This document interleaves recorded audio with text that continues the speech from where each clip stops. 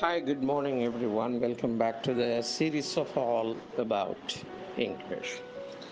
Get your act together அப்படின்னு ஒரு இடியம் இருக்கு. அதாவது உங்களுடைய முழு பலத்தையும் சேர்த்து, முழு முயற்சியையும் சேர்த்து, முழு மனதாக ஒன்று திரட்டி செயல்படுவது அப்படிங்கிற பொருள்.